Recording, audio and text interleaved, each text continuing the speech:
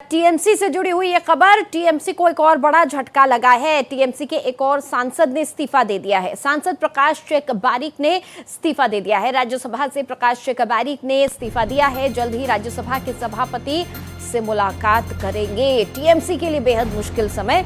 एक एक करके अब राज्यसभा के जो सांसद हैं उनके इस्तीफे आने शुरू हो चुके हैं। शुरुआत हुई थी विधायकों से, उसके बाद लोकसभा के 20 सांसद और अब राज्यसभा के सांसद एक एक कर टूट रहे हैं। टीएमसी से अपना पल्ला छुड़ा रहे हैं, टीएमसी का दामन छोड़ रहे हैं। टीएमसी को एक और बड़ा झटका लगा है। जो सांसद हैं प्रकाश चेक बारिक, उन्होंने इस्तीफा दे दिया है। राज्यसभा से प्रकाश चेक बारिक ने अपना इस्तीफा दे दिया है। जल्द ही राज्यसभा के सभापति से मुलाकात भी करने वाले हैं। तो एक एक कर जो तमाम बड़े नाम टीएमसी के साथ थे वो अलग हो रहे हैं।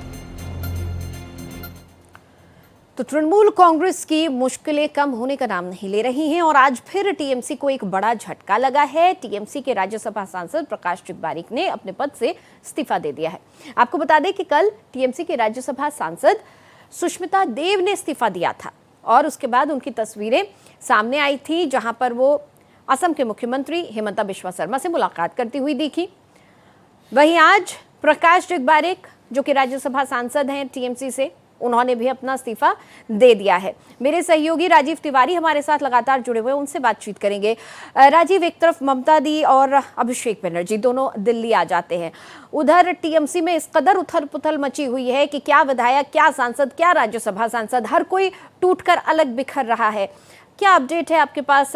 जो सांसद जिन्होंने अभी इस्तीफा दिया है प्रकाश जी, उनके बारे में क्या जानकारी मिल रही है?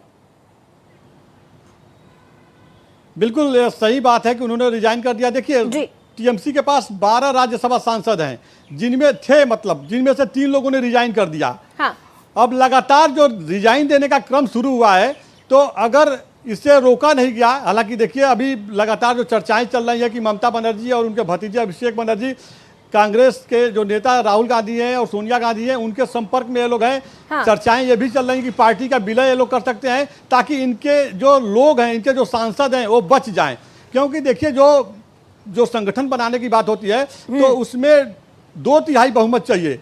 अब इनके पास लोकसभा में 28 सांसद हैं, अब 20 सांसद अलग हो जाते हैं तो वह उनको दल बदल कानून उनके ऊपर लागू नहीं होगा। वो लोग आराम से अपना एक दल बना लेंगे और एनडीए को सपोर्ट कर देंगे। और अब इधर लगातार जो राज्यसभा के 12 सांसद हैं, जिसमें से अभी तक 3 सांसदों ने रिजाइन कर दिया है। हाँ। तो अब देखिए, जो सांसद रिजाइन कर रहे हैं, तो जो सूत्रों से जानकारी मिल रही है, उनको यह भरोसा दिया जा रहा है कि हाँ, जब आप पार्टी छोड़ करके और हमारी पार्टी में आ जाएंगे, तो चूंकि संख्या बल इस समय भारतीय जनता पार्टी के पास पूरा है पश्चिम बंगाल में, और उनको राज्यसभा फिर चुन लिया जाएगा। तो ऐसे में पूरा राजनीतिक समीकरण बना है। अब कल रात में जो बैठक हुई है, देखिए जो सयानी घोष हैं, उनको हाँ, उनकी भी जानकारी मिल रही है कि जल्द ही बिल्कुल सयानी घोष की तो काफी चर्चा रही थी। जिस गाने के साथ, जिस अंदाज में उन्होंने चुनाव में प्रचार किया था, बहुत चर्चित नाम रहा था। लेकिन एक बड़ी बात जो इस बीच आपने कहा कि लगातार कांग्रेस के संपर्क में है, सोनिया गांधी से मुलाकात हुई, राहुल गांधी से मुलाकात हुई। एक बड़ा सवाल ये उठता है कि कांग्रेस क्या वाकई टीएमसी का बोझ ढो पाएगी? बिल्कुल, देखिए बड़ा सवाल, बिल्कुल सही आपने कहा कि बड़ा सवाल है। क्योंकि देखिए, सबसे महत्वपूर्ण बात यह है कि जब इंडिया गठबंधन बना, उस समय ममता बनर्जी ने सबसे पहले सोनिया गांधी और राहुल गांधी का विरोध किया और उस गठबंधन से अलग हो गई। 2024 लोकसभा चुनाव के पहले की बात है। लगातार उनके तरफ से तमाम टिप्पणी की जाती थी सोनिया गांधी पे, राहुल गांधी की कार्यक्षमता पर भी सवाल खड़ा किया जाता था। लेकिन अब ऐसे हालात बन गए हैं कि उन लोगों को लग रहा है कि अब अगर कांग्रेस साथ नहीं देगी तो उनके जो लोग हैं पूरी तरह से बिखर जाएंगे। नाम ही तृणमूल कांग्रेस के लोग तृण हो रहे हैं।